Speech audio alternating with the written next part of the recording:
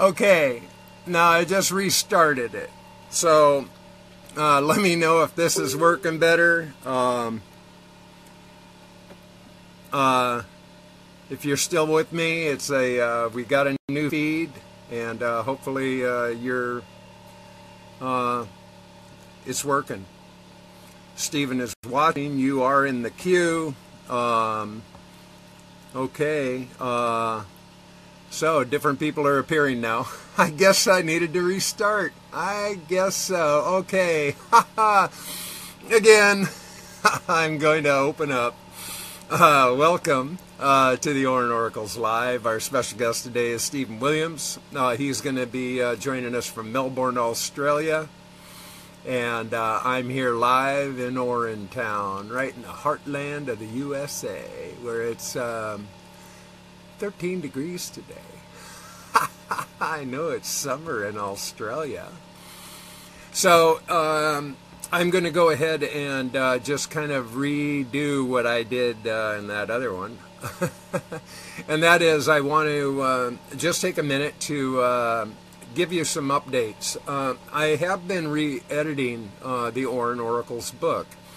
I needed to do that because I formatted it incorrectly in the first place, so now I'm formatting it correctly, and it's actually been a great opportunity because redoing it, I found tons of mistakes and typos, all sorts of goofy things, so I'm actually just excited. I'm recreating the book. So there will be 147 poems in it now. The total collection will be in that book.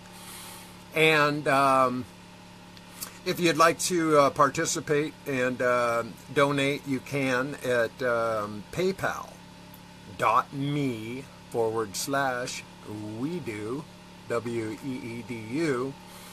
And you'll get a signed and numbered copy of that book, as well as be in the acknowledgments as a contributor and supporter. But, furthermore, if you have enjoyed these poems that I have presented over the last year or so, I'm going to open up a window of opportunity for anybody who might want to contribute any comments, because there'll be a section in the front of the book where I will include you, and any of your thoughts or comments will be also included. So if you'd like to do that, I welcome you to do so, and you can just send me those comments to my email, which is Weedu Shivambu @gmail.com. So I'm looking for our guest. I know he's in there because he said he was watching. So I have him in the queue. He has been invited. Stephen, if you can hear me and you're watching, go ahead and see if you can make the connection. And we'll get our little interview started. I also want to mention the Water Life Symposium, which will be in September in Las Vegas, September 21, 2, and 3 at the Westgate Resort. Okay, now do you see a prompt, Stephen, for queuing in? Because you are already invited. You're in the queue. And all you have to do is ask to come in. Because you're there. There should be a prompt for you, because other people are, wanting to come in and be added, which I'm not going to do because it clutters up the screen. I welcome the comments and questions, but Stephen is our guest today. No prompt. Okay, well, I'm going to look again here, Stephen. Just hang on. It's all good. We're all live. Let's see.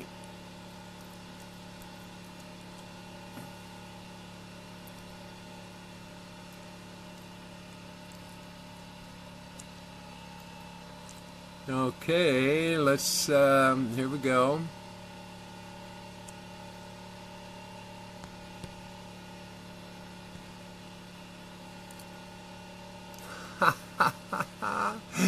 This is always such a trip, man. Okay. He's calling in. Oh, wait. It ended. This is such fun. I love live because you never know what's going to happen. But let's see. I'll do this one. On. Oh man, this is hilarious. Let me. I've got you in the queue, bro. I don't know why. You know it. I'm gonna clear the requests, and I'll redo you. Okay. Because for some reason it's just picked up on my phone. Yeah, and it should work on your phone. Yeah, I'm running it through my phone now, not my laptop. Yeah. That was the problem. The phone. That's it. So I'm going to go back to the broadcast. Let's see if you can get the feed on your phone. Okay. Because see, other people are going, you know, they want to be added in and stuff, but I don't add other people in. So yeah, I think the phone is the deal. I've got him on my laptop. But he hasn't appeared on the phone yet. So it's all good. He's here. You know, he is here. You can talk. Say something, Stephen. See if they hear you. Hello, everybody. Can you hear him? You know, he's on my laptop. Can anybody respond? Tell me if you hear him, please.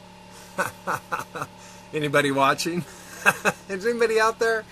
You know I am. I'm way out there. And Steven's here. Anybody? Say something, do something to make sure we're still happening here. I trust we are because it says people are watching. Michelle says, yeah, kind of. I've already stopped and restarted this broadcast once, and I trust. I just trust. You know, this is technology in action. This is real time.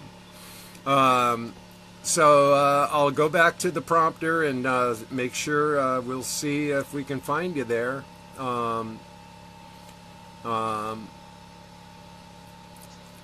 You know, there's other people that want to come in, but it's got clear requests, which I'm trying to do so I can just recreate you and you know, see where you are. Can people? Do you want me to turn this section off? Well, if you're on your phone, if nothing else, we're going to get your audio. I trust. Hey, Venice, can you hear Stephen? I have him on my computer.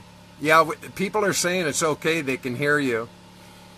And other people are getting prompting buttons, but you're the only one that's in the invite, Stephen. So, you know, I don't know.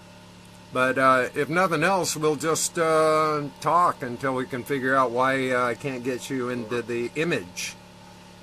Because they can hear you, you know? Yeah, I mean, I can see you and me in my image, so it's working on this end for me. Yeah, I don't know. You're not appearing in my window. But people hear you. I know Venice can hear you, and she's down under. You guys got summer down there, I trust. It is very warm. Yeah, it's like 13 degrees here. I woke up with a 1/4 inch of ice on my windows this morning.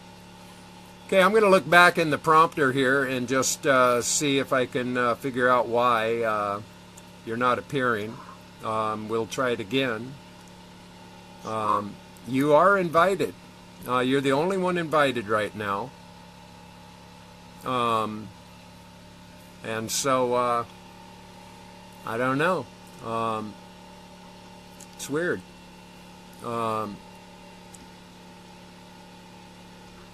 Okay, I'm going to do it one more time. Well, you know, you're the only one invited.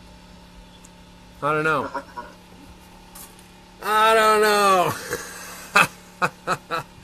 But let's just go on. And if we can figure out what, you know, what else is happening, we'll figure it out. Hey, Cal. Good morning. So anyway, I do have Stephen Williams. He is on the line, and apparently you can hear him. So that's good. So Stephen is the producer and director, the creator of the documentary film Urinate, which has been getting lots of attention and lots of awards, which I congratulate you on, my friend. It's awesome. Thank you.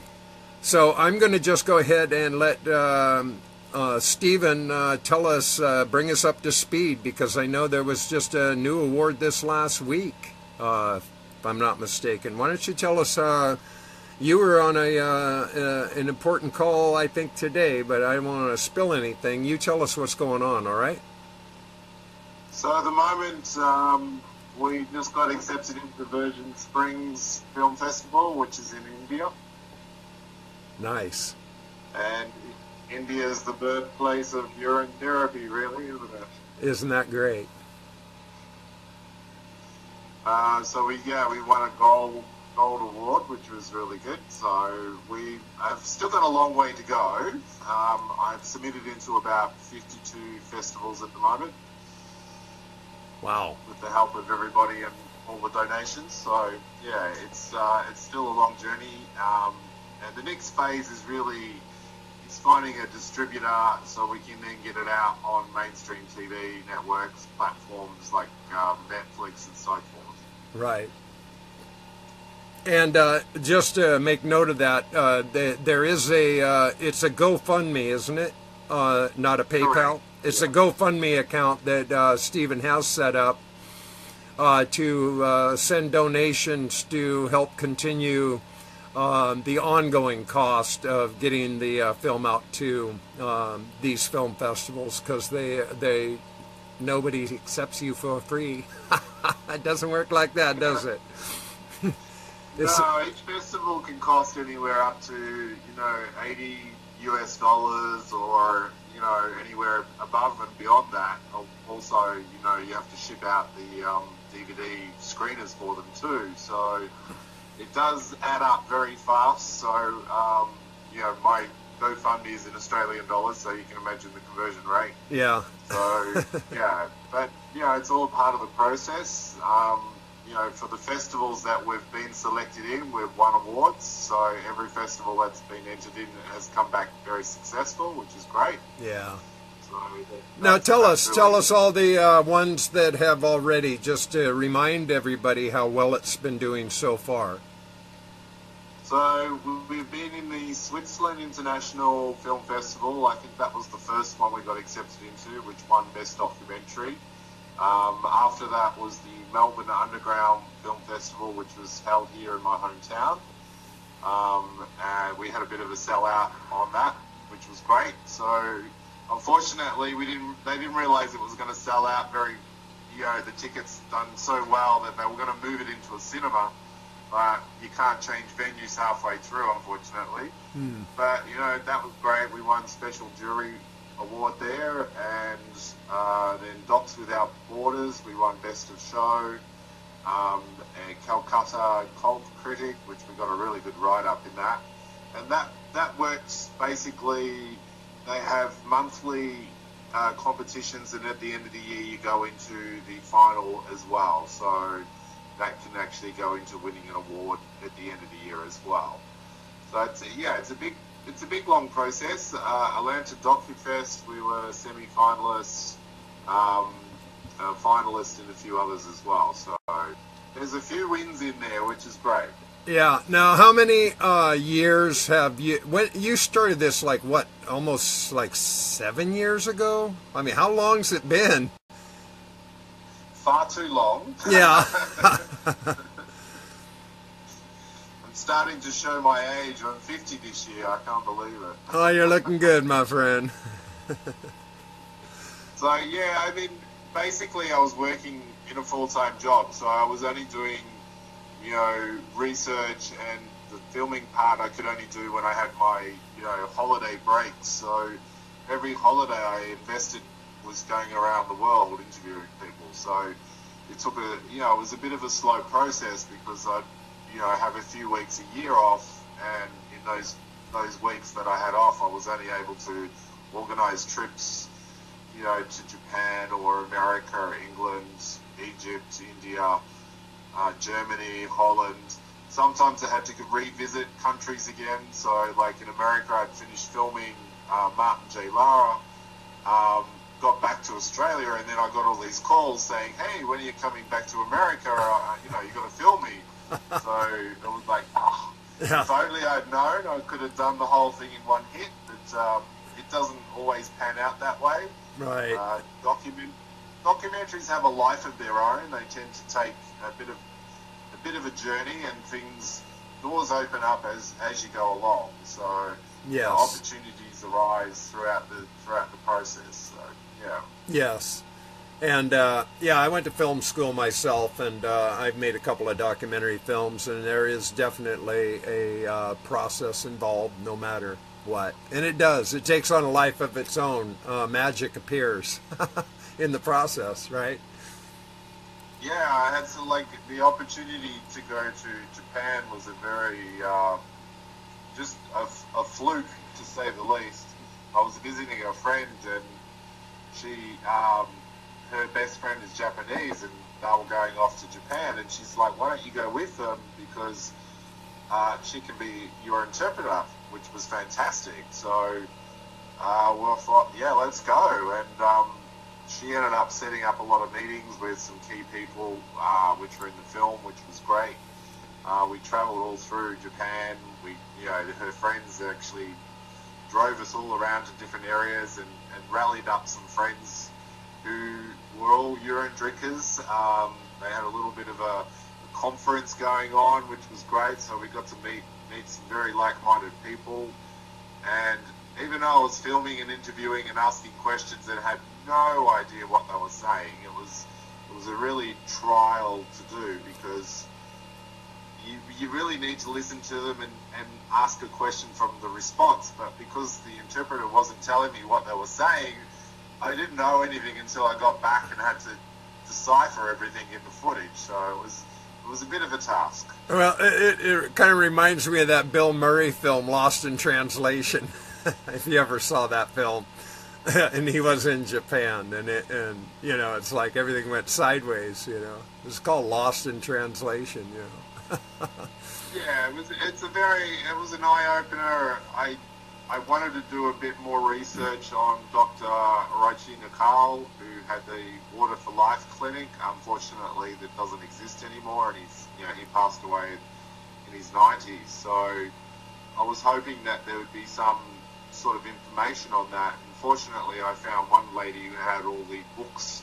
They had publications every month and little booklets, so that was a really good find.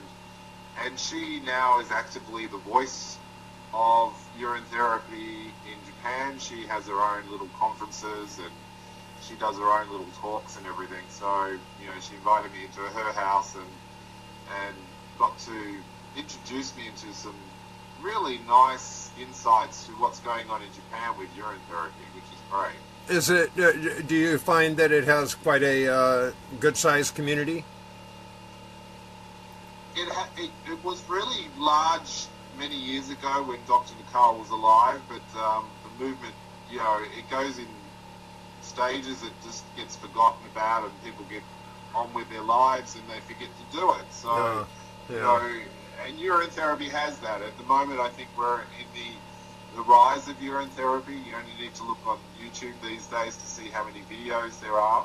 Yes. When I first started, there was only about 3 people talking about urine therapy, and now it's, you know, it's quite flooded, which is great. So, you know, the awareness is coming back into itself again. But through history, it'll be forgotten again. It'll go in its highs and lows, which is normal process, really. Yeah, and I found that on my channel that I get new subscribers like really every day, and several, and I seem to be in a lot of feeds apparently. So I constantly, I mean, just this last week alone, I've had a couple of conversations on video chats and telephone calls from people that started doing it because they saw one of my videos, which I'm humbled and honored. You know, it's like, cool. Glad you're doing it, you know. And so, yeah. Well, the great thing is they see results, and you do see results very quickly in some people. So, you know, the ones that continue it notice those differences quite immediately, whereas some who give it a go and don't really indulge fully, don't really see too much effects, then they just stop and go, you know, I can't do this, this is, you know, conditioned to think it's gross and all those sort of things, which is a normal understanding. Technically, it's not the most luxurious idea of healing, you know. A glossy pill might seem more glamorous, but it's not always the best option. Well, you know, once I wrapped my head around it, which didn't take any time at all. I mean, I remember the very first time I peed in my cup. You know, it was a little over a year ago, and you know, and I looked at it and I was like, I'd only been knowledgeable of urine therapy for like 2 days before literally jumping in the stream. And you know, I went, well, here it goes, you know, and I drank it and I went, what's the big deal? You know, I mean, it was just like that for me. I just like, this isn't nothing, you know, this is all right, you know, and I enjoy it now. I mean, it doesn't, I mean, I do enjoy it. And I do a lot of aging. I pee about, on an average, I probably pee a gallon a day, and that's after doing 2 or 3 loopings and whatnot. I'm just I'm a real pee factory. I got 29, I think, gallons aging right now. Oh, wow. Yeah, yeah. I plan on creating a free bathtub here come spring. Somebody's going to remodel a bathroom. I'm going to build a deck and put it out here on the on a sunny spot and fill it up with my aged urine and have myself a hot tub, an aged urine hot tub. I'm looking forward to that. Yeah. So.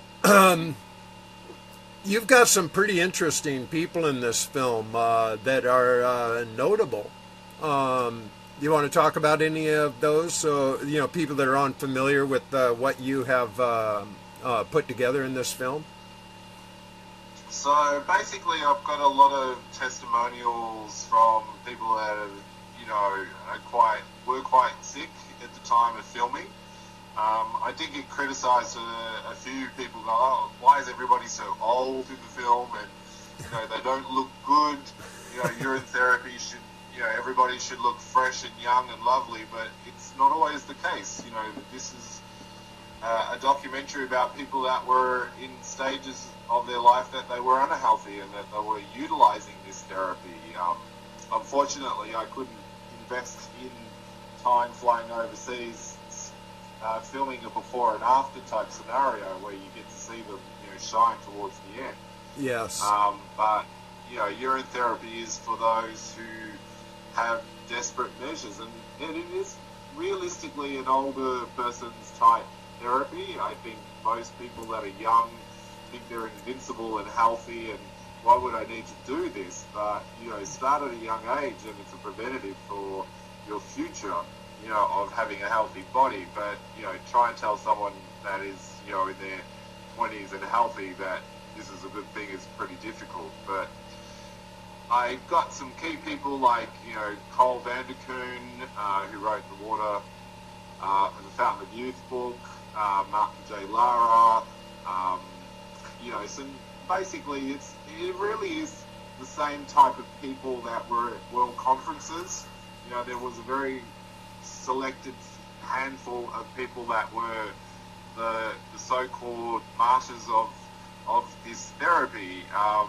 And now we're moving into a new generation. You know, a lot of these people that are in the film are no longer, you know, doing anything about urine therapy. They've moved on. They're doing other things. So people like yourself and, you know, the newbies on Facebook, which is the new era, you know, they're the voices of urine therapy now, you know, so they're the ones who are discussing their stories and, you know, showing the world this therapy. But, you know, some of the key people, like Dr. David Jump, I mean, he's incredible knowledge of urine and how the blood works. You'd give any doctor a run for their money, that's for sure. You know, for anyone that says this therapy is just, you know, placebo or it's hocus pocus, you know, he'll know the intricate details of the enzymes in the blood and how it works and how it, you know, how it wets the blood, and he's just fascinating. I wish I had more time with him, you know, just to pick his brain, because his insight and his knowledge is incredible. Yeah, I saw an interview that somebody posted in one of the groups recently with him, and he explained all that blood work and all of those things, and it's pretty fascinating. And that's the whole thing with, I mean, even with Andrew Norton Weber, who just kind of bowed out for whatever reason, people are keeping his videos very active into the limelight. And, you know, when you talk about age, now this is something I want to bring to mind, because I have lots and lots of subscribers who are young, in their 20s, and connecting all the time. So I'm seeing more and more evidence that people are not necessarily in chronic like I was. You know, I had a lot of body problems, so I needed to do something, because I was taking a lot of meds to deal with my chronic pain all the time. So, you know, for me, it was like, it was the greatest thing that ever happened to me, man. It was just like a miracle to me. But I'm noticing more and more, I am, with the ongoing growth of my channel, as well as the High Vibe Tribe. People are jumping in every day and joining the conversation. It's really marvelous. There is a big wave going on, and I see it. I see it I just see it every day. I see the evidence. We're on a high wave right now. It's waving high. Hey, Diana. Hey, Andrew. Hey, Ryan. A lot of comments are going to slip on by. Peter, you know, thanks for joining us, all you people out there. I love you all. We do have Stephen Williams here on the line. He's for some reason we had trouble connecting on video, but I got him on, you know, my computer laptop, and I'm on my phone, so it's all working. Everybody can hear him fine, apparently, so we're doing good. Technology in action on the other side of the world. So what's your next submissions? Do you know, or I mean, you said you submitted to 52. Are you still waiting for answers on some of those? Oh, absolutely. Yeah, you know, you try and submit really early, so you get the early bird submission phase, which can be a lot more affordable. So the later a festival gets into the year, the more it costs and the less chance you have of getting in. I just submitted into one of the festivals in New York, just since there's been a bit of an influx of donations coming through the other day, which is great. So, you know, I invested straight into festivals. There's a few festivals I'm waiting for the following year, because it's too late to submit now. Because if you get a late submission in, they're very tired by that stage. They've watched, you know, hundreds and thousands of videos, and, you know, the last thing they're going to really do is give you too much time of your day for your film. And also, there's a lot of background research into festivals. I've got to make sure that the film suits that type of festival as well. Right. So you don't waste your time.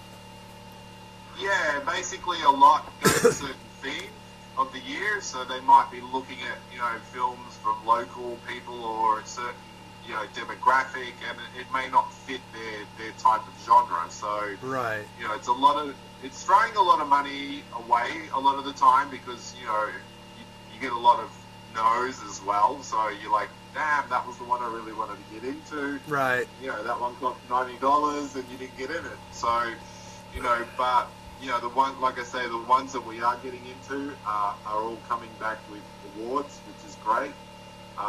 So it's a slow process, you know, and it's just sort of doing a lot of reading and seeing how it fits into their festival strategies and whether it, you know, because urine therapy is a really out there subject for a lot of people. You think? You know, how does that fit into a festival? You know, and they're thinking they want to sell seats too. You know, they want to fill up a cinema as well. Yeah. So they want to be able to see some results. Whereas, you know, a lot of underground film festivals like that. There's a lot of sort of avant-garde type festivals as well. The fact that we've got about 8 laurels, which is helping the movement, so people are now paying attention that it is getting recognised. So why not take this film?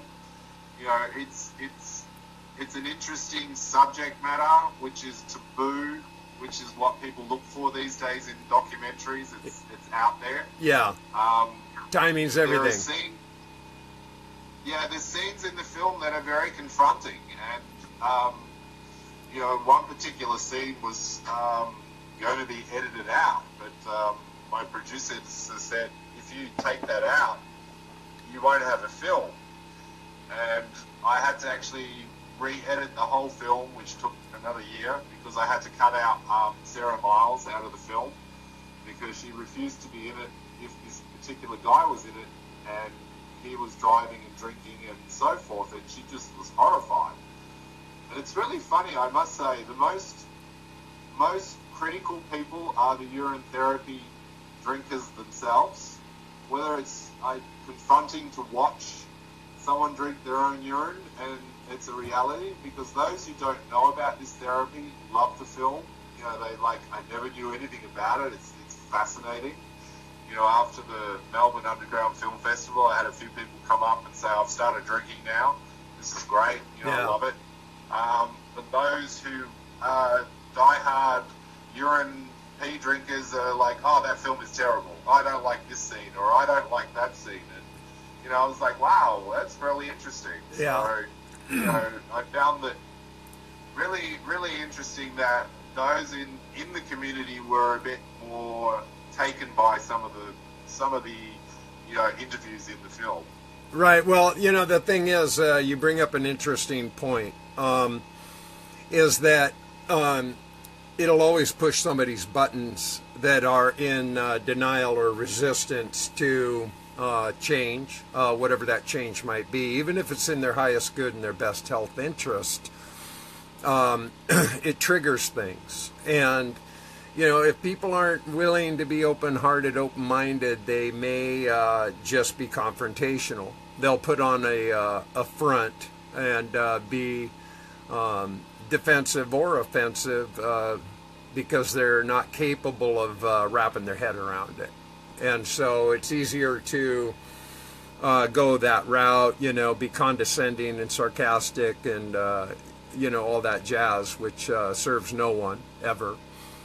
But I can understand. Well, it's easy to drink in silence with nobody knowing. So I think, you know, there still has that stigma and that taboo about urine therapy, whereas, you know, the more we speak about it openly with forums like this and videos on YouTube, the more it becomes less taboo and more common, you know. And I understand that. I was a little bit conscious of telling people I drink my urine at first. You know, I was kind of like, how are they going to take me? But, you know, the more I spoke about it, the more fascinated people were, you know, and I would always start off to say, yeah, no, I'm a filmmaker, I'm making a film about urine therapy, and they'd sort of go, what? What's that? Yeah. You know, and they knew what it was, because they just had to have a double take. Yeah. And they'll go, you mean like drinking urine? And I'm like, absolutely. And the second question would always be, so are you doing it? And I'm like, absolutely, of course I'm doing it. I have to. You know, I'm doing a documentary about it. I'm trying it. And it wasn't a case of them going, oh my God, it was a case of, how is it? You know, what's it like? You know, what have you noticed? And how do I do it? So, you know, there's an innate curiosity in humans because we're all born in it. You know, we drunk when we're in the womb. Yeah. So we all have that memory of drinking urine we just forgot. Well, and that's so it. Many people. And that's how it rolls for me. I mean, I jumped out right away. I had no hesitation or resistance of making it very clear what I was doing because I was having these amazing results. And so, you know, I lost a lot of friends. You know, even my kids are like, you know, they're like, they can't wrap their head around it and they think I've totally lost it, and that's okay. They'll come around someday. But you know, I just felt compelled to do it because it was such a miracle to me that I felt compelled to make it available for other people to comprehend. So I come well prepared. I've done a lot of homework. I've done a lot of reading, plus my own testimonial, my own experience, and listening to others and learning all the different variables that are in application that people do that are working for them. Now, I do have one comment, just so you know, Stephen. This is from Rich Webb. And he said he saw the film and it was great. And if you donate to the GoFundMe, Stephen will send you a link. That's how I saw it, and it's a great film. So, you know, we got people listening. They're already, you know, privileged to have seen it. So, yeah, GoFundMe. You know, get the hookup, and we'll get all that. Make sure you're clear how to make that contribution to help continue promoting the film. Yeah, that's why I wanted to make the film, you know, is to show a face to it. Are you there? Yeah, I'm right here. Yeah, I hear you fine. Yeah, so, I mean, the whole point of making a film about this was to show people and put a face to it. Because prior to this, there was just books. There wasn't, you know, people's faces. And I wanted to introduce this to a wider community by saying, well, I've read all the books, and everyone does the research, you know, yourself. You went through understanding it, you went through reading and learning about how it works. So it was time to take it to a more visual aspect, really. So that was the point of making a film, so people then could see, you know, some of the testimonials out there were really dated. They were way back in the 80s, if not earlier. Right. You know, so it was time to introduce urine therapy on a visual aspect, and people, I think, relate a lot more personal to someone's personal story than some, you know, basic book which you can't relate to. Right. Sometimes because it's just the story. Yeah. What is, just because it's appearing in comments right now, where do people go to find your GoFundMe? What's your link? So if they type in Urine Aid, which is the title of the film, it'll definitely come up. That's usually the quickest way to find it. Okay, so they just go on like a Facebook search or a Google search. Does it go to a .com or? Well, I mean, I do have it in a lot of the urine therapy groups. Yeah, I've seen it. I've seen your post, and it was just recent. It appeared even yesterday or the day before.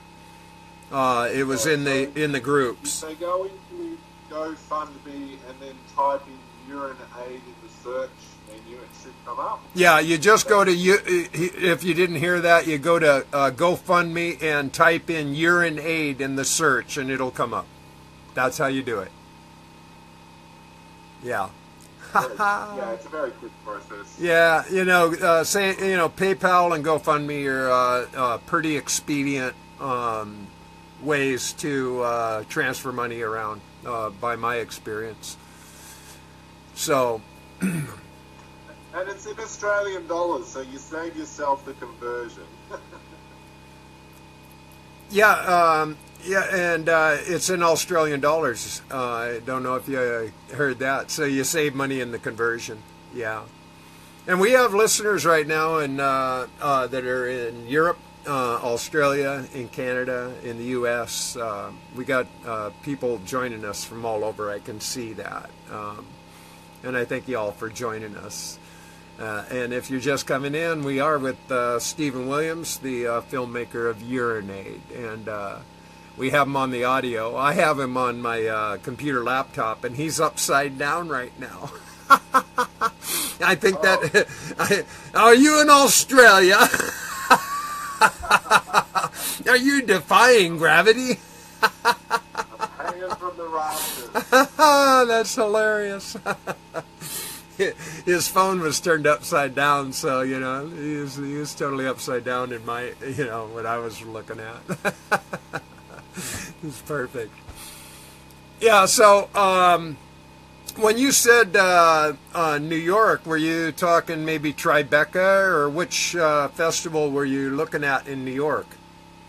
Tribeca I would love, but unfortunately I think Tribeca's I mean, there are so many different types of festivals, and Tribeca's a very A-list festival. So, right, just like Telluride, too, is one of those festivals. Yeah, and they're almost over 100 plus US to get into, but they more go for festivals and films that are celebrity based. Yeah. That, you know, have famous documentary filmmakers or a famous celebrity in it. So they go off, you know, that sort of pulling power. And unfortunately, because I pulled a so-called celebrity out of my film, that kind of really killed it in a way. Yeah. But yeah, I think I could enter into festivals like that, but it'd be just throwing good money out. Right. Wasting good money. And I'm trying to select, you know, festivals where the donations can actually get maximum return for it. Right. Rather than, you know, submitting into $150 US dollar festival and just going, there's no chance. Right. It's not a Sundance type film festival. It's not, you know, it's a little bit more niche. Also, because when I started filming, I was filming in high definition, and back then that was the latest. You know, now everything is 4K. So high definition is like video these days. You right. know, it's dated already. You know, and they look for these really high definition, well polished looking products, which is interesting. Right. You know, and my film's a little bit more grainy. It's a little bit more sort of gritty in the imagery of it, which is interesting. Yeah. Now, you have an interesting background. You had a background in television and broadcasting, isn't that correct?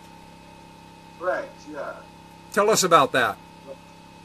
So I used to do a TV show here in Melbourne, which was an event show, which was, you know, interviewing A-list celebrities, you know, Morgan Freeman, John Travolta, Matt Damon, you know, whoever I done them. So I just got very bored of that sort of format. I'd done it for like 9 years, and wanted to do something new and different. So, and also do something that can benefit people and help people. And I've always had that sort of, how can I benefit the world?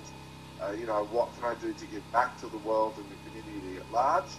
And was looking for a subject matter and fell upon urine therapy, which I'd heard about 20 odd years ago when I first tried it. Never thought anything about it again. But yeah, it was just by sheer luck that I discovered the therapy again. So when you started the film, had you had any actual filmmaking training or experience, or was it just television experience that kind of led you there, or how'd that work? Yeah, all self-taught pretty much, with just buying my own equipment and learning how to edit and create products. So I think filming, you know, over 200 shows just got me some experience with, you know, the idea of filmmaking and stuff like that. So I have also done a lot of courses as well. So I do little film courses and things like that as well, and, you know, just to upskill myself. I couldn't invest, 2 years in film school or anything like that, because it was just, there's hundreds of thousands of dollars a year to go to film school. Right. And that doesn't necessarily make you a good filmmaker. The idea of filmmaking is the storytelling. Yes. You've got to be able to tell a story. That's the key part. With doing the film, the TV stuff, it was all little stories, so I got to do the art of storytelling, technically. Most people go into making short films first before documentary, and I just thought I'd go for kill and do a documentary and go for a feature, Well, when I went to film school, it was actually the very first digital film school ever created, and it happened to be right where I was living in Sedona, Arizona, and it was pretty unique because it was a one-year program. It was limited to 20 students and we had to go in and pitch our ideas to even get a consideration. So it was pretty cool. And since I was in the very first graduating class of that school setup, it was real guerrilla because we barely had any of the gear. Like when I made my thesis film, we didn't have all of the booms and things as yet. I mean, because I decided I wanted to make mine up front, so I elected early on, and so we had to develop our own techniques to get the shot. And I, being a big Kubrick fan and Hitchcock fan and stuff, I had, ideas of one shots and overhead shots, and there was a lot.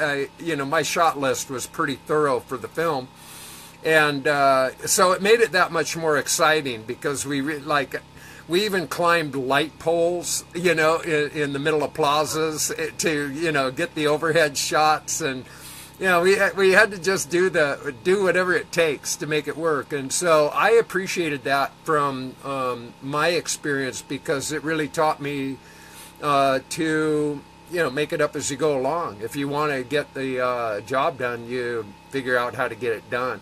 And that's the beauty of filmmaking, as you're not constrained by what's being taught these days is sometimes also very limited. I mean, when I was producing the show in Melbourne, I was editing in a way that was considered taboo, that you couldn't do split screen shots and things like that. Now it's very common. Right. They started to copy what I was doing, which was quite interesting. So, I wasn't limited by the boundaries of what's taught. And a lot of the problem with filmmaking these days is there's such big budgets that they lack that creativity because they just throw money at it. I had no budget for this film. Right. Urine Aid was all self-funded. I've spent over $70,000 so far over 7 years. So, $10 grand a year is not that much, but I had to really step up the creativity. Like there's a scene in the film where Andrew's talking about the baby in the womb. And I'm like, how am I going to make this scene? I really want a baby in the womb, and I contacted people who did animation, and it was going to cost tens of thousands of dollars. I'm like, I can't afford that. So I just went down to Kmart and found a baby doll and put plastic sheets into my bathtub, filled it with little bits of hair and bits and pieces. I bought a little cheap, handy underwater camera, and I sat in my bathtub for 2 hours filming this baby floating in this bathtub, and it looks like it's in a womb. Oh, that's so creative. That's so clever. Good for you. That's very thoughtful. And that cost me only a few $100s, whereas to buy footage would have cost me tens of thousands of dollars. And I'm like, well, you've just got to be creative with filmmaking and do what you can do, and that's the beauty of it. Yeah. I guess that's why the film will probably never get into Tribeca. It's not glossy, it's not shiny, it's not sweeping, beautiful views and aerial views is what they look for these days. Right. With all these GoPros and Well, and then the other side of what has basically happened to film is it's all CGI. Everything. I mean, it's just the whole thing is just so make believe anyway. you know, with green screening everything, you know, and floating people around on wires and whatever, or cartoons. I mean, you know, I just quit watching, quite frankly. The only thing I will watch is documentary, really, anymore. If I watch any films at all, it's documentary. I appreciate it, you know, very much. Yeah, I love documentaries because you can get a different perspective. It is more about the storytelling, how it, you know, but you can lend a little bit on the quality of the film because it is a documentary. You know, you don't have to have all these, you know, high-end cameras. You can do it on a, you know, handycam these days. But right. I think that's changing with a lot of some of these high-end documentary festivals. Is they're looking for these, you know, David Attenborough, you know, beautiful high-definition shots these days, and to me, documentary is just that. It should be rough. It should be real. It should be raw. Yeah, it should be glossy and I totally agree. I totally agree. Now, quickly, I've got a question before it disappears in front of me, and it's it says, wondering if Stephen has heard of Dr. Gerald Pollack with his work on water, more specifically structured water, and its ability to be energetic and store memory. Now that sounds there. You know, what was his name? Komodo or whatever that Japanese. Yeah, the Japanese guy. Yeah. I mean, we all carry vibration. Everything carries a vibration. So everything has memory. Water has memory. Urine has memory. We are a living being. We're full of energy. So, you know, electricity can arc through water, and we are electric beings. So, you know, yes. Absolutely, there's power to it. So. Yeah, and you know, that's the whole thing, is that not only does our urine have memory, it has our ancestral memory. So, you know, we it's our, you know, fathers, and mothers, carrying through a DNA energy that, you know, is still alive within us. That's what I feel. I believe we have this cellular memory because you know, we start with one parent cell and then it divides and it multiplies. You know, and where does that? The beauty of urine and being a liquid like water, it can move through everything. Like, you know, water can move through mountains and it can split mountains. Urine reaches the furthest parts of our body, you know, to the tips of our skin. So it wets the blood. It gets right into every little nook and cranny of our body. It passes through those elements, which is really great. Yes. So it makes us more fluid. It opens up. It enlightens our brains. You know, there are a lot of people that have a higher awareness nowadays with urine therapy. It's that spiritual connection with one, which is your inner self, which is, you know, incredible. You know, there's, you know, incredible claims by urine therapy. You know, I've seen some amazing stories with, you know, a blind woman restoring her eyesight, you know, which is pretty incredible. So, yeah, it's just amazing what some of the people have used it for and had such great success with. Well, I recall my first experience when I really I knew that I had decalcified my pineal and pituitaries, and it was mind-boggling to me. It happened in the shower of all places, but I could just tell that it had decalcified and my third eye was opening, and so I made one of my shows about that, and that one video's had, like, I don't know, 12,000 views or something crazy, you know. I mean, it's really interesting. And that was real early. That was like, geez, I think last March or something when I made that particular broadcast, that show. So, you know, the decalcification, and that's something I bring up a lot, because that was what was most profound for me, is decalcifying my body, because I was really having a lot of pain and dealing with arthritis, and my hands were literally crippled. And so having that I mean, 10 days I went from decrepit hands to full mobility, and that was just astonishing to me, how quickly the process took hold in my body. I was just like blown away. I couldn't believe how quickly it all happened. It was just great. Oh, yeah. Great for arthritis, fantastic for arthritis. So, and I have one woman in the film who had, severe rheumatoid arthritis, and her factor in her blood is over 112, and that's off the scale if you've got arthritis. That's you're supposed to be bedridden, and she's running around doing Zumba classes. She's loving it. Yeah. Yeah, it is. It's the testimonials are really heart-wrenching, and to me they just provide so much hope, for people that are really still in that level of struggle and suffering and pain. And pain and suffering are two independent items. Suffering is in the mind, pain is in the body. So too much association is brought with them, but the mind will suffer if the body's in pain. So and the beauty is it's free. It doesn't cost you anything. Yes, it's my favorite part. Healthcare is getting incredibly ridiculous globally. Australia, they've just lifted up the fees by 4%, which is double the cost of inflation. Just healthcare is just becoming unattainable. In other countries that where we once had a free healthcare system is starting to die. And what's going to happen in this world where we can't afford to go to a doctor?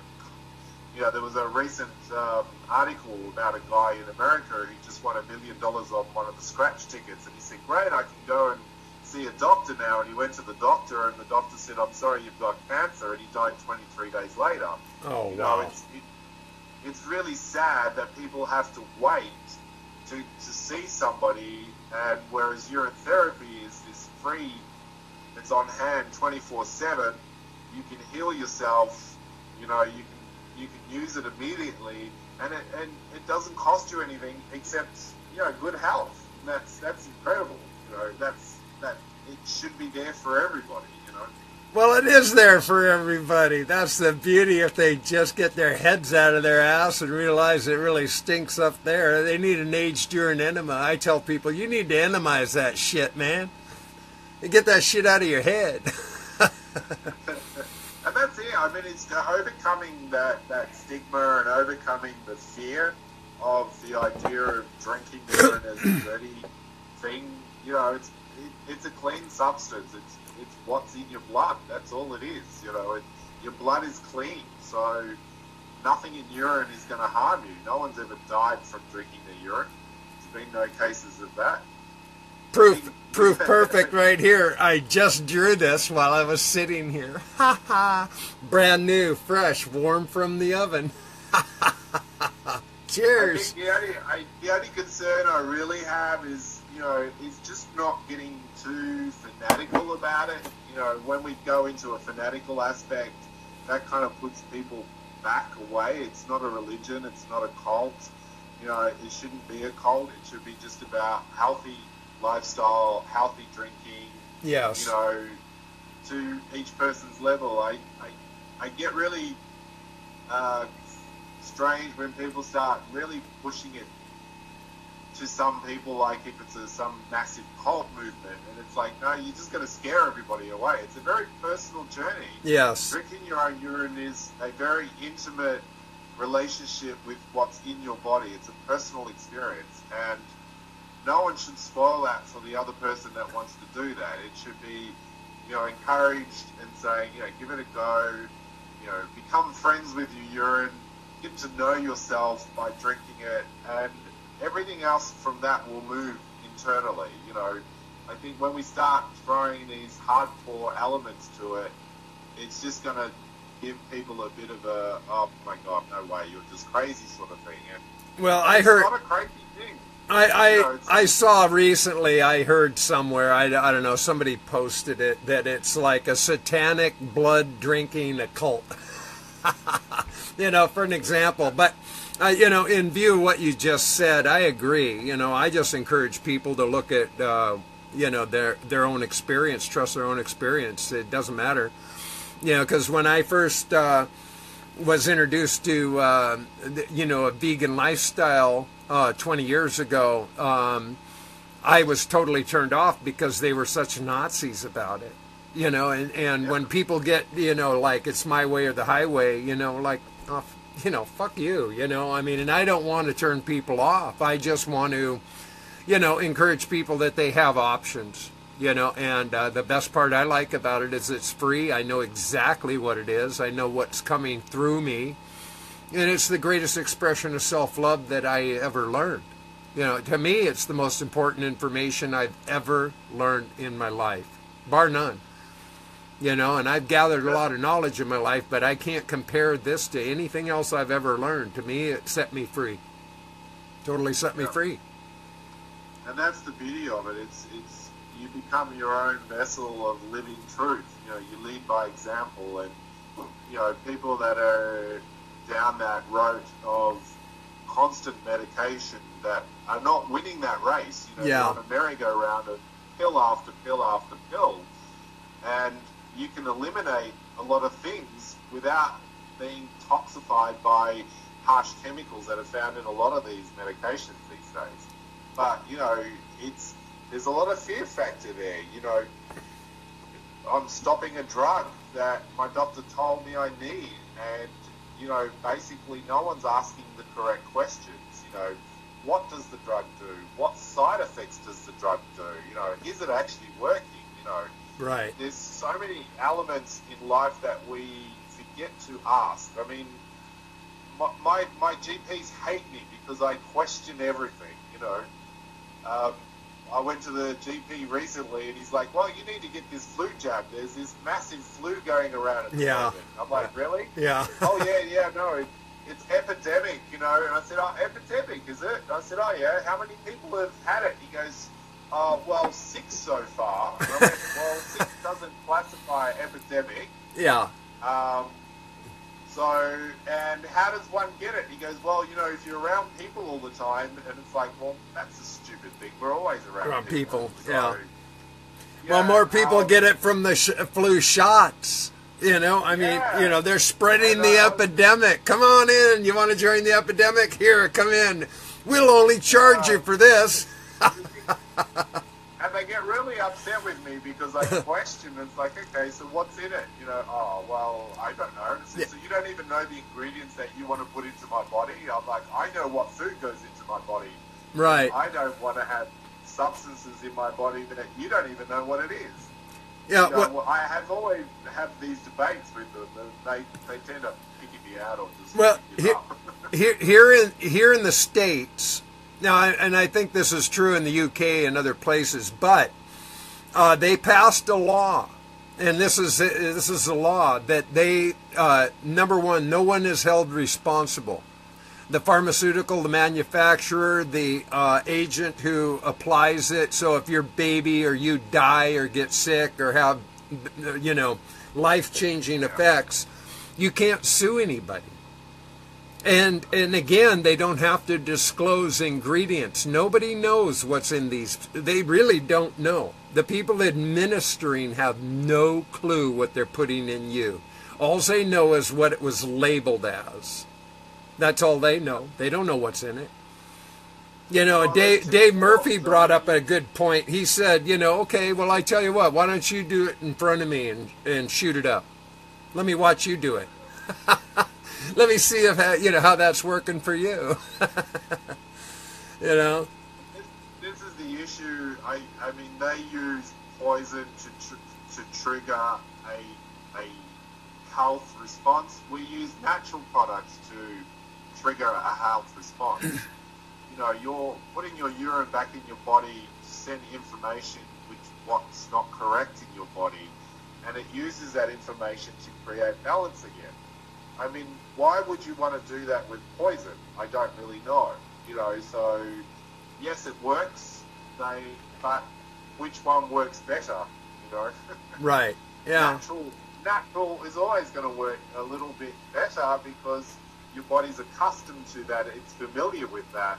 With poison, it's not familiar.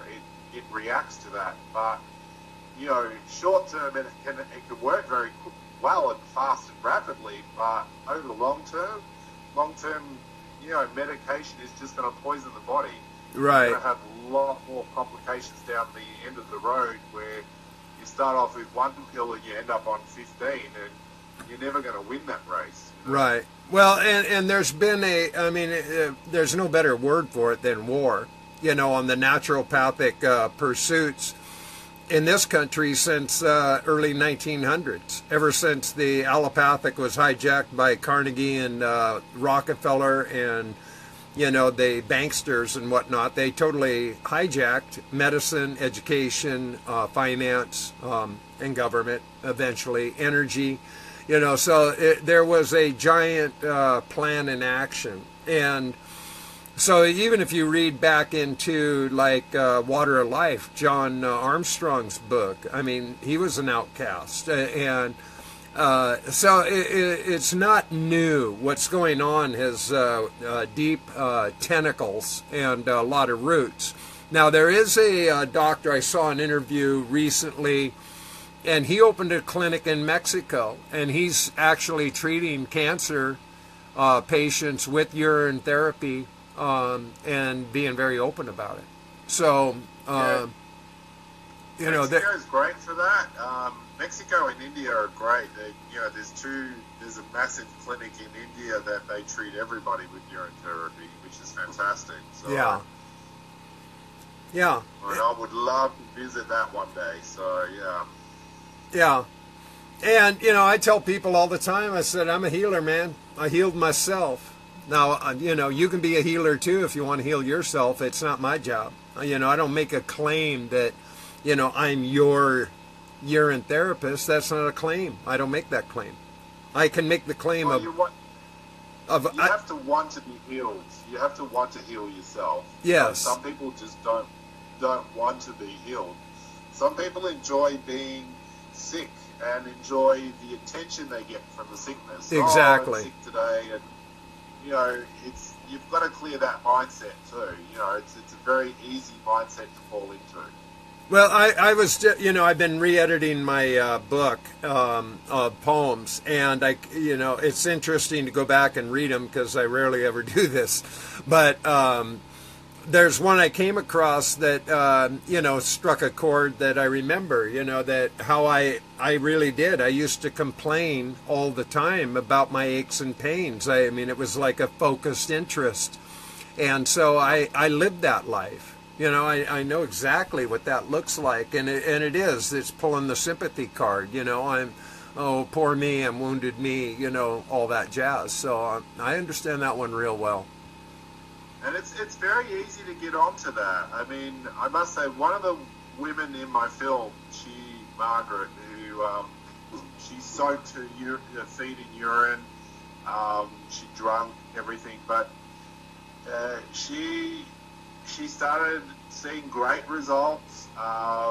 She was having incredibly turnaround events, and then she decided to stop drinking. And I'm like, why did you stop drinking? And the last time I spoke to her, unfortunately, she's in hospital now. She's lost a leg. They've amputated some of her foot. She's on a ridiculous amount of medications. And I said, you know, you were doing so well on urine therapy. You were doing so good. Like, what happened that you ended up, you know, having to lose part of your body? She can barely speak now, and I was really disappointed because I was trying to get her to be a great advocate for urine therapy. And as you know, I said, once this film finishes, people are going to want to know what you did and how you done it. And now, you know, I look at her and say, well, this is a testimonial. What happens when you stop? You know, your body, you chose to go down the medical route, and you're in hospital, you're bedridden, you've lost parts of your body, you know, your blood system's out of whack, you're full of medication, you know, I said, now's the time to get back onto it and turn that around before it's too late. You know, your life is hanging on there. And once you go into the hospital, you sign your rights away. You lose all control of your decision making, and they decide what's going to be best for you, no matter what it is, you know. But unfortunately, she's on that ride of, poor me, look at me, I'm sick, give me the sympathy, give me the empathy, and she's riding on that rather than riding on the health aspect. And I've tried to turn her around and say, look, you know, you can get just as much attention from being healthy, but it's you know, it's very hard for some people to get off that, oh, I'm so sick, and oh, poor me, and you know, because people come around and people play into those sort of things. They come around and go, how are you feeling? And oh, right. Poor thing. And it's like, it's wrong. We shouldn't, as people, buy into that and feed people that empathy. You should say, have you heard about urine therapy? Have you done other things? You know, you've got to break them out of that mental cycle of the poor me syndrome. You know, I'm playing the victim and I'm hurt. And it's a very tough scenario, and a lot of people are in that little world, like you say, you were in yourself. And what makes you stay in that world is people around you that keep you in that world by saying to you, oh, how's your arthritis going? Oh, you poor thing, how are you today? You know, they're feeding you that information. Yes. And you're not aware of it. You're getting brainwashed by those around you. Yes. So you need to kind of step out of that environment. You need to get away from those people that are feeding you that information as well, because you're craving any form of attention from it, and learn about urine therapy and learn about self-healing and learn about, you know, opening your mind and creating that power within you to heal yourself, and you will reap those benefits by far 100-fold more than feeling sorry or being people giving you that attention for you. Well, and I'm a perfect example of that, because the amount of love that I pour out and receive is just, you know, amazing to me. It's humbling and gratifying, and it's really a completely different world I live in than I lived in a year ago. I mean, if you knew me a year ago, I don't even know who that person was. It's just somebody I used to know. Totally. Yeah. Now, Peter Claytoon, he's got a question. He said, can you ask about the interview with Dr. Lesser on Linus Pauling and Gandhi, etc.? So you got a response to that? Hi, Peter. Thanks for listening. Peter's a great guy. We chat all the time, so he's really on to it, which is great. Yeah, Dr. M. Lesser is a psychologist who I have in the film, and also a very close friend of Dr. Linus Pauling, who, you know, 2 Nobel Prize winner Linus Pauling, who understood about urine therapy. He tried it himself to try and treat his cancer. He had prostate cancer. And he uses vitamins and minerals to cure illnesses rather than psychotherapy drugs and things like that, which are just made up drugs that do absolutely nothing. Yes. And, you know, Linus Pauling talked about most illnesses are caused by a deficiency of some kind of mineral or vitamin in the body. You know, most diseases can be completely reversed by having these supplements in the system, and that's what urine gives you. It gives you an extra boost of those supplements as well. So, you know, by treating the body with the body, it helps, you know, send those enzymes and those minerals, and it gets through the cellular level, and it can absolutely restore optimum health to the body, which is great. Yeah, I don't know if Peter has a specific question. I mean, people believe that Gandhi, you know, when he went on his fast, well, when he went on his, you know, he refused to eat for a while as protest, that he was drinking his urine, which is a great way if you want to do a starvation camp You know, you just drink your urine because you're never starving. Yeah, and that's a great night. You know, I mean, I knew that just from doing my own urine fasts, and it is food. Now, in this study I heard about, I don't know, quite a long time ago, that in our culture, that the biggest deficiency is vitamin D. And that's, if you look at it, give it thought, everybody's buried in indoors, not getting any sunshine, you know, and you know, and you know, all you need is a matter of minutes to actually get the correct dosage of vitamin D. Just be out in the sunshine for minutes. Really, you don't have to be out there all day long or anything. You just need to get some sun. And pull away from your computer screen, you know, and yeah, so, and a lot of people have cured a lot of things doing, you know, superdosing on vitamin C as well.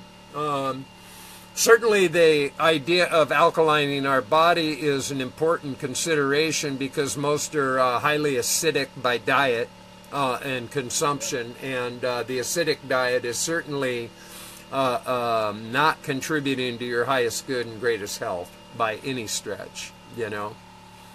So, that I had to learn that, you know, and I learned that going vegan about, you know, I was a professional chef, man. I knew how to make tasty food, but I was clueless about nutrition, really clueless, you know. And most people are. Yeah. I mean, most people have no idea about nutrition, and even, you know, nutritionists in hospitals give you no information. Right. You know, they're so, I don't even know why they're there half the time, you know. It's Agreed. Like, the stuff they serve in hospitals is absolutely criminal. Oh, God, I know. It's scary food. You might as well, I mean, it's about as delicious and tasty looking as what they serve the homies in prison. It comes from the same industrial stock, you know. Just comes from the same, you know, Cisco delivery or whoever delivers, you know, same products. Oh, absolutely. Yeah. So, yeah. And, you know, there's a lot of people out there that really make a, you know, an important point, and I appreciate it, you know, that, you know, with their rigor, with their diets. But again, I'm not really big on, you know, putting people off by saying have to, should haves, could haves, and all that. I don't should on people. It's all a choice. But the thing that I found that works is that the urine really balances my body regardless. And I'm at an ideal weight. I weigh what I did when I was 19 years old. And man, I never felt better in my life. So regardless, you know, if I drink coffee or, you know, do this, I don't eat meat. You know, I decided I wasn't going to do that anymore. And I've stuck to that. It's going on 3 years now that I quit that. But I don't beat myself up about eating cooked food if I choose to. My primary diet is fruit. But again, I don't get so, I just don't get so rigid about it all. You know, that's the beauty of it, because it's about energy, and like you say, you know, we talked about earlier where everything has a life force. Water has an energy.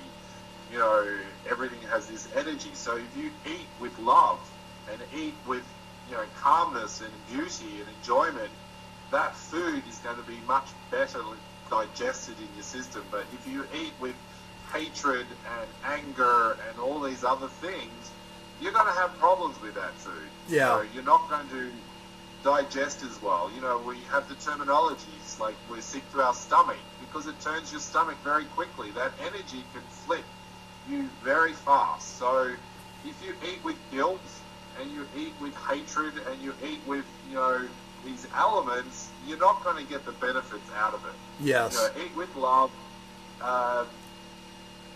We're all human. We want to, you know, it's urine therapy. You can have a cigarette if you want to be a smoker. I don't know why you would want to, but don't do it with guilt. Do it with enjoyment. Well, this is... I tell people, I said, it's not what you're eating, it's what's eating you, man. You know, and again, everything you said I agree with, because I tell people the same thing. I said, look, if you're going to eat the cheeseburger, don't do it with guilt. If you're going to smoke the cigarette, enjoy it. I mean, just realize that if you are going to do something and then you put all of that angst on top of it, all you're going to do is multiply your distress, you know? So what good is that, you know? And like Dawn said, I don't like being shit on. I agree. Don't shit on me. Yeah. And, yeah, and I had to find this road myself. I mean, I certainly, if you go back into my early videos, I mean, I was reading Hilton Hotema and Martha Christie, and, you know, I was reading all these things, and I was becoming, like, determined, you know, to be a breatharian, you know, and a fruitarian, and I got real rigid about my whole regiment. And it didn't serve me in the long run, because what I was doing is stressing myself out, thinking that I had to do it a certain way. And, you know, look at me, and, you know, I'm doing turpentine and diatomeous earth and enemas and body rubs and, you know, washing my eyes and my hair and blah, blah, blah, blah, blah, blah, blah, blah, you know. And, you know, it was like building a pedestal to stand on. And I realized, yeah, if you go through, I mean, this is what's been interesting about going back and re-editing the poems, because, you know, I had right from the beginning the idea of making a documentary film. That's why I did and have done and continue to do what I'm doing, is that I had a complete journal of what I was doing and how I was doing it. And so it takes you on a complete, you know, storyline. It's all about a storyline. And how many different transits and turns, and, you know, I've moved sideways and forwards and backwards, and, you know, I mean, I've moved in every direction, but the one thing I've maintained is my authenticity, you know. I mean, I'm not here to pretend to be anything. I'm just being me. And I'm really happy with me. You know, I don't have any trouble sleeping at night. I mean, you have to do everything with intent anyway. It's like, the difference between fasting and starvation is intent. You know, people go, oh, I can't go on a urine fast because, you know, that's, I'm not eating, I'm starving. And that's because you've gone into it mentally wrong. You've gone into it with the intent that you're going to be hungry. You need to go into a fast. Mentally, you have to prepare yourself for a fast. Yes. If you go into it with intent that this isn't about starvation, this is about purification. This is about, you know, flushing my body out with toxins and sugars and things that don't need to be in there. You won't get hungry. You will find that you will have less hunger pains and less hunger awareness. But if you go into not eating, just because you haven't eaten, you'll get hungry. You'll feel, you know, I'm starving, I'm so hungry, I haven't eaten, because your mindset is not fasting. Its mindset is, I need food. So you go into it with starvation, and your body will feel that starvation. But when you go into a fast with intent of healing and cleansing, you can last a huge amount of time through that element by just going into a correct mindset. Yes. Well, and I went through several fasts. The first one was only 3 days, the next one was 7, and then like 11, and then like 13, almost 14 days. And they got easier. The first one was because I'd never done a fast in my life. I mean, you know, it was like a totally foreign idea to me. And the same with the first enema. I mean, you know, and doing all these things. First time out was like, okay, you know, here goes. But now, I mean, I really accept them, appreciate them, love them, and, you know, embrace them. You know, the difference is amazing of how I feel as a result of them. But here's something I tell the people, you know, when they're doing their fast or any of that, and I'll say, so are you feeling like hunger? I mean, are you going through? Oh, yeah. And I said, well, you know what? It's not really hunger. You know what it is? No, what's that? I said, your parasites are screaming at you. You got to clean that shit out, because your parasites are what are causing all of that in your stomach. That's what's, you know, they're the ones that are hungry, and you're listening to them, you know? Yeah. So, you know, it's all relative. You know, your process is your process, and that's why I don't tell anybody how to do it. I mean, you know, I say, well, drink your pee. You know, that's pretty straight up, but you know, if you, whatever your experience, feeling, doing, having, it's your experience. You become the healer. You become the one who decidedly knows what's going on with your body. You know, so if you can't adopt or adapt an idea that works for you, and you're depending on everybody else to pull you through, now it's healthy to ask questions. I mean, you know, do your research, ask. I mean, certainly that's what the groups are for. You know, that's why I jumped right in, and I was in all these groups and reading books and practicing. But more importantly, I was listening to my body. You know, once I stopped listening to everybody else, and so through my own experience, I now have a brighter viewpoint of that. And I tell people, trust your experience, listen to your body. You know, do the process. If you know, take it in baby steps if that's what's necessary for you. You know, and it doesn't really matter. I don't care. Well, you know, I'm on meds. Well, I drink. I do that. I said, you know what? I mean, in all the research I've done, none of that really matters. You know, what's going to matter is that your pee might not taste very good, but it won't kill you. Nobody in history in 5,000 years has been recorded of dying because they drank their pee. Not one. So, you know, drinking your pee isn't going to kill you. Maybe all that other shit will. Slow suicide, you know. So, yeah. It's about being intuitive. And I mean, once you're more intuitive and listen to your body, I mean, if you've never listened to your body, it takes time. It's a foreign thing, you know. It's like any skill. Yeah, the more you do it, the better you get at it. It's like being a chef. It takes years to train to be a chef. If you want to be intuitive and listen to your body, it takes training. You know, do it small steps, do it for a couple of days, get back into it, and soon you become used to that idea and you start to hear the things that your body's telling you. Because we're very good at ignoring things around us. Yeah. You know, there's a lot of things we don't want to admit about ourselves too. It's very hard to look at ourselves sometimes. But the beauty of urine therapy, it just helps you come accustomed to that. You know, it helps you get used to the idea that, you know, it's not toxic, it's not harmful, it's, you know, you're only digesting parts of yourself which your body uses and utilizes. And it's just a slow, natural progress of learning to listen to yourself. You know, I go on fast when my body says, okay, well, you need to go on a fast. My body screams when I need to go on a fast. There's days where I just go, nah, you don't need to eat today. It's just not a day for me. My body says no food. You know, and some days I can go up to 5 days. That's probably the longest I went on. And I got nervous after 5 days. I thought, I better eat because otherwise I'm never going to eat again. You know, and I felt so clean and so clear, and vision was like so sharp. Colors were in Technicolor, and you know, it was incredible. And I was just like, wow, you know.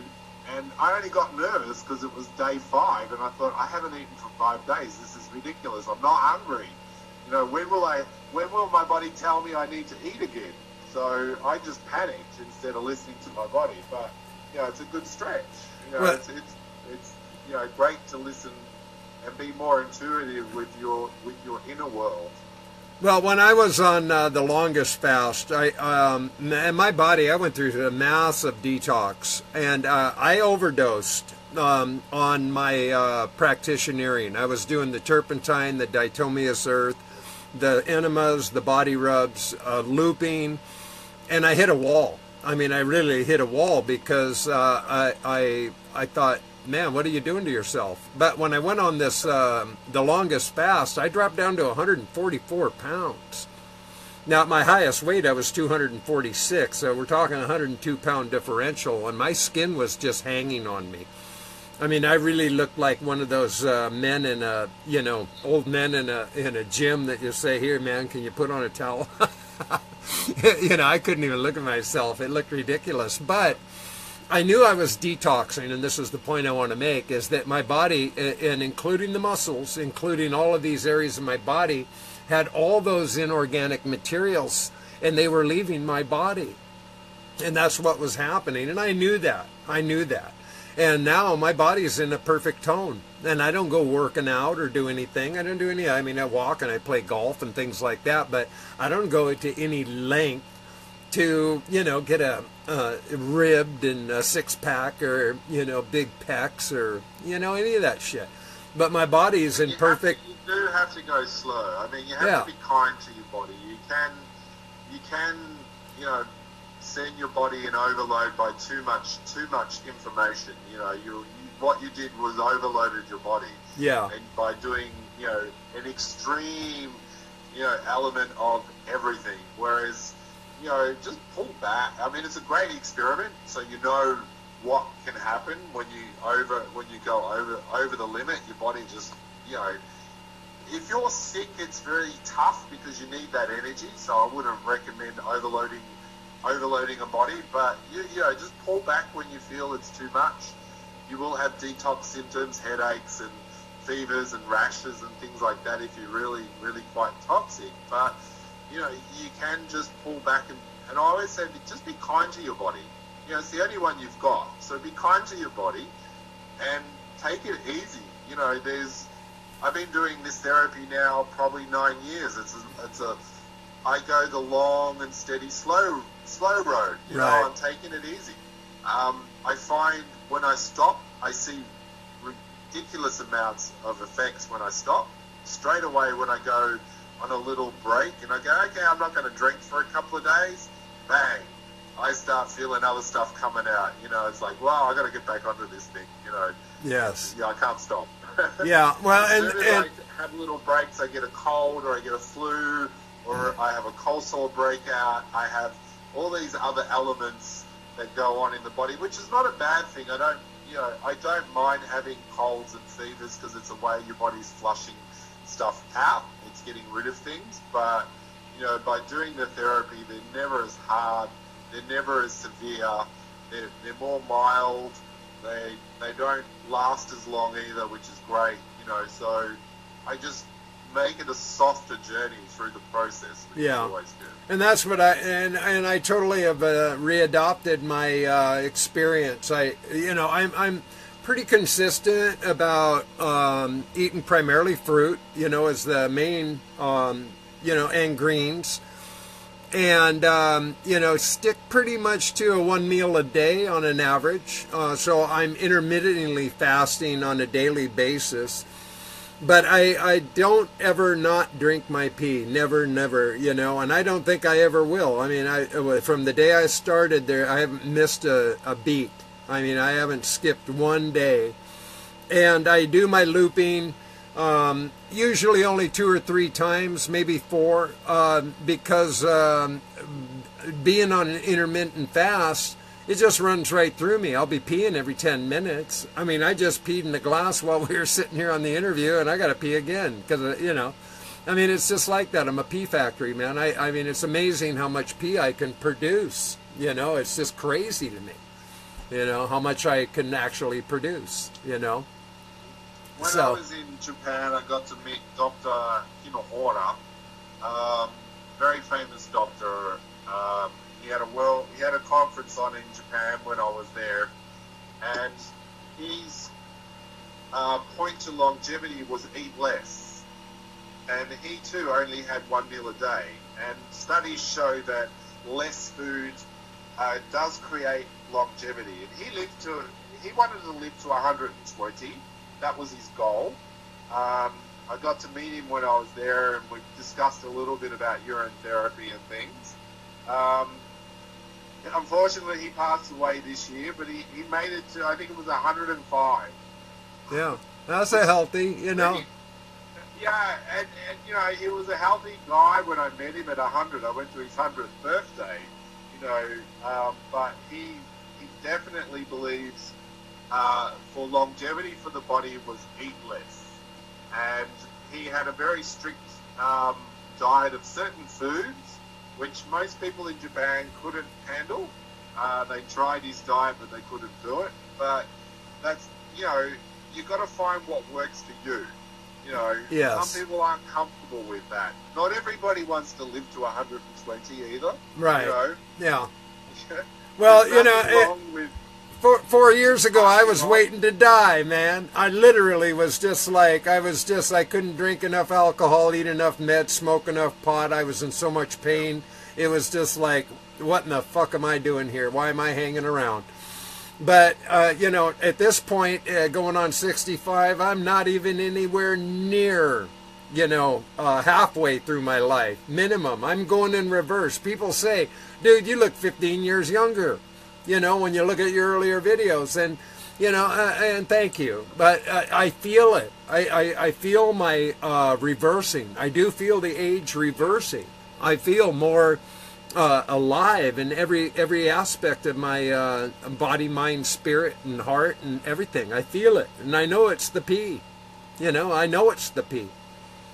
The fountain of youth. Yeah, I totally. I mean, I just swear by it. You know, I do. I mean, Andrew talks about you know the fountain of youth and longevity and how we shouldn't be dying at early death of 100. It's ridiculous and so forth. But you know, at the end of the day, we're all spiritual beings. You know, we come from another place out there, and for me, I don't mind crossing over to the other world. Right. So that to me is my other spiritual connection, my other half. So, you know, when you're ready to leave, you'll leave when you're ready to go. You know, it's not necessarily, you know, the oldest person on the planet lives in China and is 170 something plus, and I'm like, lives in a little cave and sleeps pretty much all day. I'm thinking, what's the point? Yeah. You know? Well, I'd rather be traveling to different universes by that stage. Yeah, and that's it. I mean, Hilton Hotema, you know, he wrote a little book like We Never Die. And, you know, I agree with that. That we are spiritual beings. You know, we're wearing a meat suit. You know, we're here on this mission, whatever that mission is. It's up to every individual to discover that for themselves. But I have no fear of death. You know, I just don't have any fear of death. And so whenever that appears, what difference does it make? I'm just going to leave the meat suit and go on with the next level of the journey, which is all vibrational energy, which, you know, when you get into those ideas that we're nothing but energy, we never go away. You know, you can't get rid of me that easy.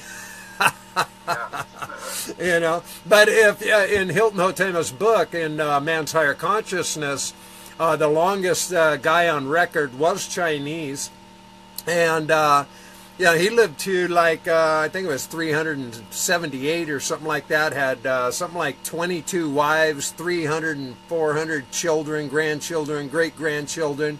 His hair grew back from gray to black 4 times. He regrew teeth. And I saw a picture of him recently. People have been posting it online, you know, and, you know, I don't know what age he was at the point that picture was taken, but, you know, he put some years on that face. No doubt, you know. You know, it was pretty remarkable, though. You know, so, you know, we can. By design, and I think that's more important to realize than anything, that by design we weren't really designed to ever really die. You know, our consumption is what kills us. We slowly poison ourselves. It's a slow suicide. I heard yesterday or this morning, yeah, I think it was yesterday, I had to go in and get gas and protein, and I had the radio on. Anyway, there was some contest or something like that, you know, these ridiculous contests on the Super Bowl or whatever. This woman ate 501 chicken wings in 30 minutes. And they were going, isn't that great? And I'm thinking, are you out of your fucking mind? Like 501 chicken wings in 30 minutes? I mean, are you kidding me? That is insane. You know, that's insane. What people will do for notoriety is beyond me. I mean, it's just crazy. You know, it grosses me out too. Carol says, gross. I said, yeah. I heard that and I went, oh God, really? Yuck. Yeah. Americans very good at encouraging bad eating habits. Like, there's so many restaurants with the big, massive burgers or the massive steak if you eat it before, you know, a time frame. Yeah. You get it for free. Yeah. And a T-shirt. It's like, why would you bother poisoning yourself with that? Yeah. It is. It's insane. Like this one, I think it's Hardee's or something. I mean, and they sold their burgers like with, you know, models dripping sauce on their chest and shit, you know. And I mean, these are gross, man. I look at these things and they're like, you know, 3 giant patties, a half a pound of bacon, 15 slices of cheese. I mean, whatever, a rib and chicken wings. I mean, what they put together in you're supposed to like eat this thing, and I'm like, God, you know, what's wrong with people? It's insane. It's just insane to me. Yeah. So, yeah, Diana says 501 chicken wings. She's lucky to be alive, and I agree, you know.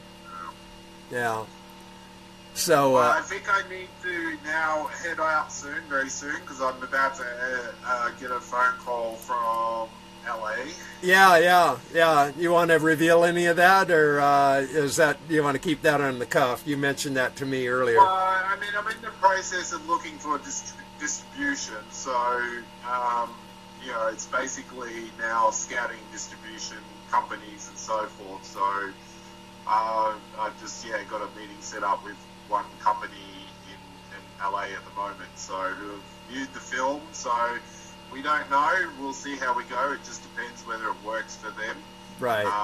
You know, ideally the goal is to get it out there amongst, you know, other television networks, you know, Netflix and so forth. So yeah, it's a big process, and it's not, you know, it's not always easy. So yeah, I'll be having a conference call going on in a few moments. Well, so, you know, I so respect your time, and I so appreciate you sharing all your wisdom, and I am so jazzed about you and your film. I'm just like, you know, you're on a roll, bro. I mean, you're getting your payback, getting the awards, getting the nods. You know, I mean, that's I know the process. I so understand what you're going through, and I just you're a champion, bro. You know, to make it work. You know, so yeah, it's certainly been a journey, that's for sure. You know, it has its ups and downs with making films, and you know. Oh, I got one last question though before you split, and a couple of people have asked me about this, and it came up again.